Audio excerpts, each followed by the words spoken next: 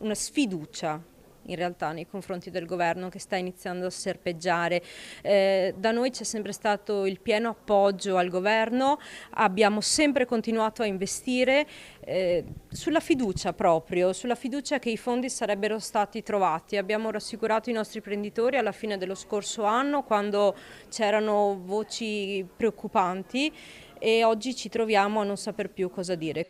Le parole della numero 1 del gruppo metalmeccanico di Confindustria Veneto Est ripercorrono quanto dichiarato qualche ora prima dalla presidente degli industriali Paola Carron in vista dell'atteso tavolo convocato mercoledì a Roma con il governo.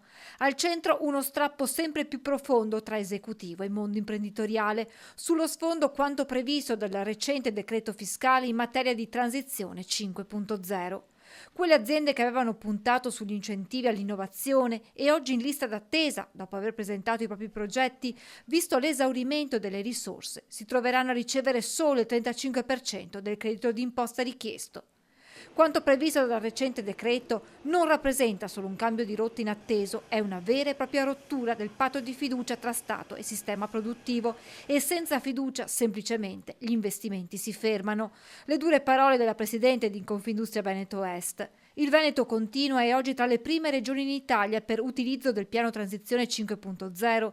Oltre il 30% delle imprese ha già realizzato investimenti nell'ultimo anno e più di un terzo ha programmi di investimento in corso previsti, quota che arriva quasi al 70% tra le grandi imprese. Stiamo parlando di centinaia di milioni di euro di investimenti già attivati o programmati, imprese che oggi, per decreto, rischiano concretamente di trovarsi con piani industriali improvvisamente insostenibili. Chiediamo, conclude Carron, con forza che il governo torni sui propri passi e ripristini integralmente le condizioni originarie della misura, già in sede di conversione parlamentare del decreto. È una questione di equità, ma soprattutto di credibilità del sistema paese.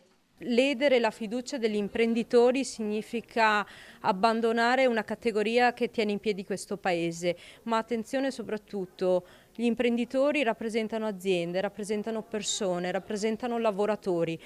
Ledere la loro fiducia, rischiare di perdere imprenditori, rischiare di perdere imprese in questo territorio significa innescare una crisi le cui conseguenze possono essere davvero drammatiche.